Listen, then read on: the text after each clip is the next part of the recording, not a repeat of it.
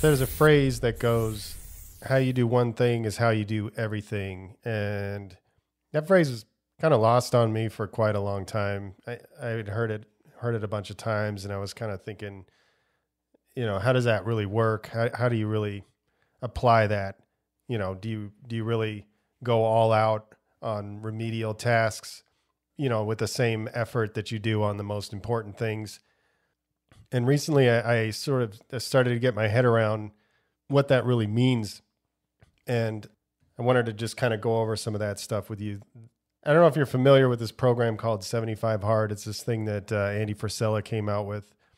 And it's basically, it sounds like a fitness challenge, but it's more of there's a fitness element to it, but it's more of a mindset thing and a program that helps you develop good habits and develop mental toughness and fortitude and all this kind of stuff. So basically it's 75 straight days. You have to do 2 45-minute workouts a day. One has to be outside. So the point of that is, the conditions aren't always the way that you may want them. So if it's raining or if it's hot or whatever it is, if it's super cold, you still have to do that outside workout. And so there's that. And you got to drink a gallon of water. You got to read 10 pages of a book. A few other things. You should check out his podcast. He does an episode explaining it, so I'm not going to get too far into explaining it, but it's basically a challenge that has a bunch of things you have to follow, and then the key thing about it is if you fail at one of the things one day, then you got to start all over again. So I tried it once. One of the things you have to do is take a progress picture every day, and I just don't give a fuck about a selfie or anything. So that was one of the things that I would always forget to do. And so the first time I tried to do the program, I think I made it like 13 days or 14 days, and I forgot to take the progress pic. So basically, if you're doing the program right and you want to do it with integrity, you would start over. And the kind of key thing about it is, nobody's checking to see if you're doing that. So if you say, fuck it, nobody's going to know, it's just a progress picture, I'll just keep going. It doesn't really do what it's supposed to do. You're supposed to hold yourself accountable, and that's part of the point of the program. And so I fucked up. I tried to do it again, and I made it, I think, 30 days, and I forgot to do one of the workouts outside. I was just kind of on autopilot. So I did both of my workouts, but the next day I realized that I did both of them inside. So I failed again. Took like 3 days off or something, and then hit it again with just totally determined to make sure that I was going to do it all the way through. And so day 75, I'm doing my second workout. It's the last task I have to do, and I'm about to finish. And, I'm really excited, and I'm doing my workout. And between sets, I had a little, you have to take a little break to rest your muscles. And so I get up my phone to click off all the tasks, and I realized that on day 74, I had forgot the fucking progress pic again. So basically failed at the end of the program. And so while I did the whole thing, I didn't actually finish, so it was really disappointing. But I did get a lot out of that. And so I took about, I don't know, a week or 2 weeks off, and I was like, fuck it, I gotta finish this thing. And so I did it again, and finally made sure I got all this shit done. And so I finished the program. And what's cool about it, and why, one of the reasons why I really wanted to finish is because, well, obviously I wanted to finish because it was something I set myself out to do, and that, I wanted it to get done. But also, when you finish the 75 Hard, it's sort of a boot camp for what's called the Live Hard program. And so this isn't a whole episode on 75 Hard. I'm just trying to set it up. So sorry if this is taking a while. But so you get access to the phases. So after you finish 75 Hard, then you can do phase 1. And I think there's 3 phases. So now I'm on phase 1. And phase 1 is just adding doing the same stuff, but then they add some other aspects of it. So I'm gonna get off of the 75 Hard thing. If you're interested in it at all, it's a game changer. A lot of people's lives have been changed with this. So I would suggest actually getting the info directly from Andy from his podcast. He also has a book. I'll link that stuff in the show notes.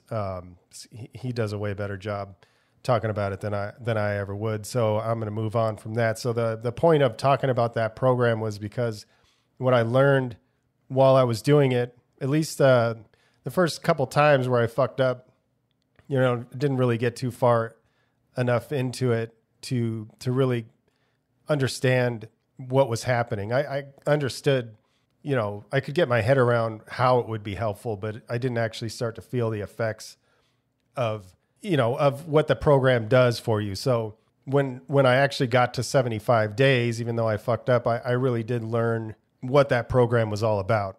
And what I found out in between the time, it was like I think it was 2 weeks. The first week I was pretty good. I was keeping and this is between doing the program. The first week off after fucking up on day 74, I was still doing workouts, and then those started to kind of trickle off. And then I kind of just slipped back into not really working out. And I started noticing, and this is where we're going to get back onto the point of the fucking episode, how you do one thing is how you do everything.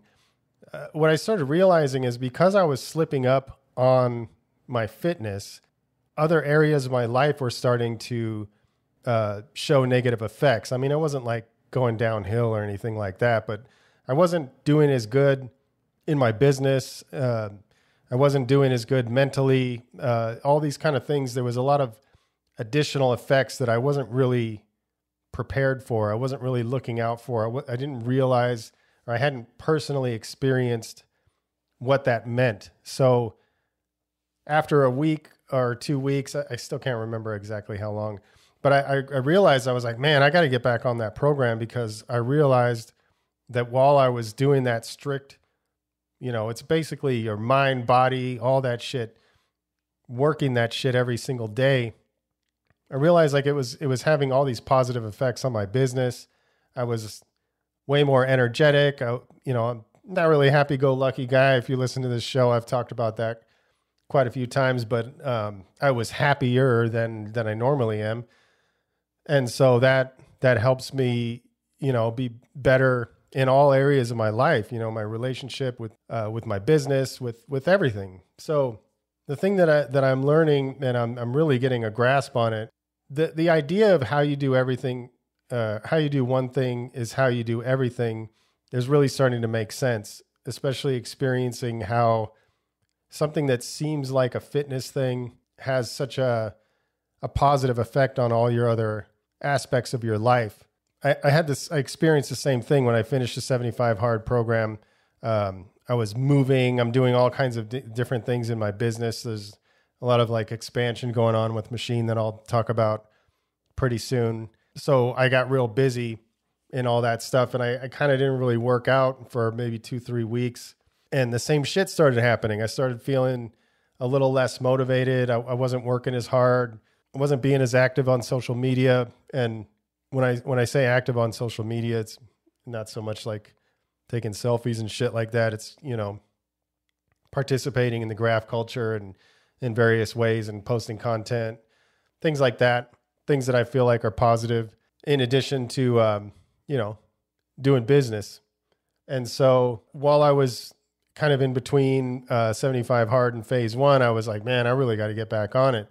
And so now I'm only on day 3. This is the 3rd day.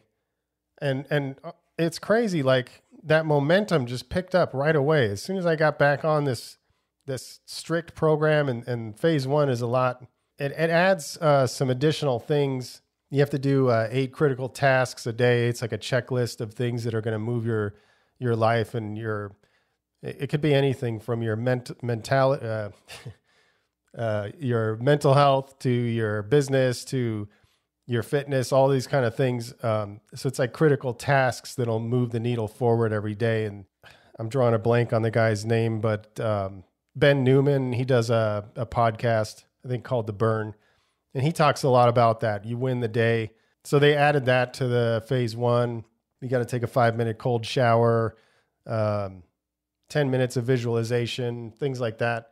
And so now that I'm back on that program and I'm doing all of these things, and I feel like I have to check all these boxes off within the 75 hard program plus my critical tasks, like the fire just came right back. So the idea of like how you do everything, how you do one thing is how you do everything is really starting to sink in.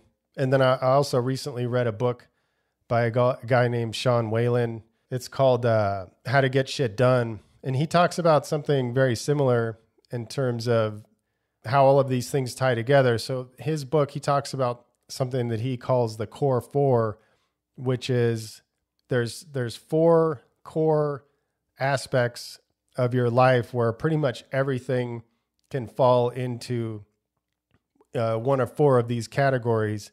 And if you're kind of fucking up on one of those categories, you most likely can look at the other categories and see that you're kind of fucking up in those ones also. So the core 4 is your body, your mind, your business, and your relationships. And so if you're slipping up on, say, your body, which is, your fitness, your food, you're eating shit food and you're not moving around and stuff, it's most likely that you're slipping up in some other areas of your life. So you're probably not doing as well in business. It may look like, you're doing good at your job or whatever it is that you do. If you own a business, if you work somewhere, but you're not taking care of yourself physically, there's a good chance that you're not performing at the level that you should be. And it's part of it is just a straight up thing that's science. When you look at the better you take care of yourself by moving around and exercising, and the better you fuel your body with real food and not this processed drive-through bullshit. Obviously your body is going to be working at a higher capacity than it would otherwise. And in addition to that, your brain is going to work better. But at the same time, there's also something to be said that's like not quite as measurable, or I don't know how you would measure it, but it's like just the act of taking care of that one critical aspect of your life, which is, if you think about it, like your health is the top thing. Like if you lose your health, you can't take care of anything else. You can't take care of people. You can't take care of your business. You can't take care of your hobbies or your graph career. None of that stuff is going to be possible if you don't take care of your body. I mean, it's at least not going to be, it's not going to be as good. It's not going to be as good. You're not going to have as much energy. But if you go way far down the path, like you're going to die if you don't really pay attention to this kind of shit. I mean, look at this pandemic that we're in right now. And if you look at the death count, I'm not going to get too far into this because it's a fucking rabbit hole. I'm not really interested in bringing it onto this podcast, but I just want to make a quick point. Everybody's out there super nervous about this whole thing, and you're wearing like 2-3 masks and staying away from each other and doing all this shit. But at the same time, a lot of the same people that are doing all of that stuff are still hitting the drive-through, or they're still fucking not taking care of themselves, And it's like, if you're worried about this pandemic, you're worried about it, but at the same time, you're not willing to take care of yourself. That to me is crazy, because if you look at the numbers, and I'm going to get off of this right now, but just look at the numbers, Google that shit. See how many people are dying due to sicknesses that are related to poor health, poor eating, lack of exercise, and then look at the numbers of the amount of people that supposedly died from this shit. Compare that shit. The difference is fucking gigantic. The amount of more people that die from not taking care of themselves. So I'm going to move on. This shit's been beaten to death, but it kind of fits here to a certain degree. Maybe I'll have this edited out. I don't know. So back to Sean Whalen's book. The thing that I really like about it is I feel like it's true that if you start to slip in one area, you're going to slip in other areas. You're not going to do as well if you're not taking care of this core 4. So yeah, I mean, I don't think I can go too much further on that. So I'm going to wrap this up, but I would suggest looking into the 75 hard program. Listen to Andy's podcast episode that talks about it. I'll link it in the show notes, but you can also just Google it. It's a Andy Frisella 75 hard, and a bunch of shit will pop up, and most likely the podcast episode will be on there. But I'm gonna link it in the show notes. I'm also gonna link his book. I didn't actually read his book. He says it himself that you don't have to read the book in order to do the program. It's a very simple program. It's simple. It's not easy, but it'll change your life. It's changed a lot of people's lives. And don't get intimidated by the idea that maybe you're not in good enough shape to where you think like, I couldn't possibly work out 2 times a day for 45 minutes. I haven't worked out in 5 years or whatever it is. He says it himself in his episode that you do whatever you can. The whole thing is scalable. So anybody can do it. Even if you're in a wheelchair and you're 600 pounds, if you can move your arms for 45 minutes. If you can't move your arms for 45 minutes, move them for a few minutes, take a rest, move them again, whatever it is. You got to just start taking those steps. This program is good. I totally recommend it. Sean Whalen's book, check it out. It's fucking really easy. It's short. There's hardly any filler. You might even say that there's no filler at all. It's a very short book. If you listen to the audio version, it's even shorter. You could get through the whole thing in an hour if you play it at like 1.5 speed or whatever. Real easy to read. And there's a lot of good information in there. A lot of very simple, practical things that you can do to start changing your life for the better. And getting to that point where you do come at pretty much any task that you have with the same intensity that you would, for things that are super important to you. So it could help you in your career. It could even help in your graph.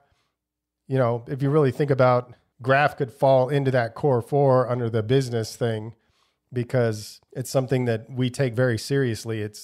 We take it as seriously as a lot of entrepreneurs take their business. So this shit could really help.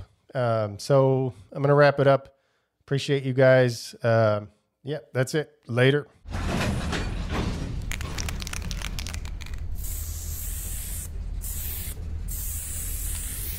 All right.